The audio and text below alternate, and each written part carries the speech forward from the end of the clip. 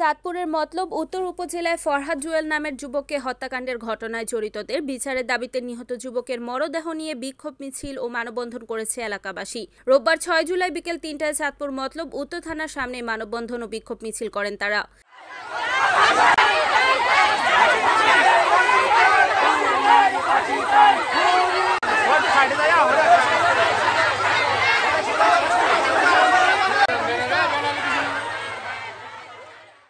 এ সময় পরিবারের সদস্য ও স্থানীয় এলাকাবাসী দাবি করেন, সম্পত্তিগত বিরোধের জেরে পরিকল্পিতভাবে হত্যা করা হয় জুয়েলকে। তাই প্রকৃত দোষীদের গ্রেফতার করে বিচারের আওতায় আনার দাবি করেন তারা। এছাড়াও পুলিশের বিরুদ্ধে ফাহাদ জুয়েল হত্যায় মামলা গ্রহণে গড়িমসি করার অভিযোগ করেন। এ বিষয়ে সহকারী পুলিশ সুপার মোহাম্মদ খায়রুল কবির বলেন, হত্যার ঘটনায় নিহতের বাবা আবুল হাশেম বাদী হয়ে মামলা দায়ের করেছেন। ইতিমধ্যে পুলিশ জড়িত সন্দেহে 4 জনকে থানায় এনে জিজ্ঞাসাবাদ করছে।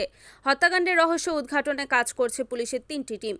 উল্লেখ্য, নিহত জুয়েল চাঁদপুর মতলব উত্তর কলাকান্দা ইউনিয়নের সাতানি গ্রামের মোহাম্মদ আবুল হাশেমের ছেলে। বৃহস্পতিবার সকালে বাড়ি থেকে বের হয়ে নিখোঁজ হয় সে।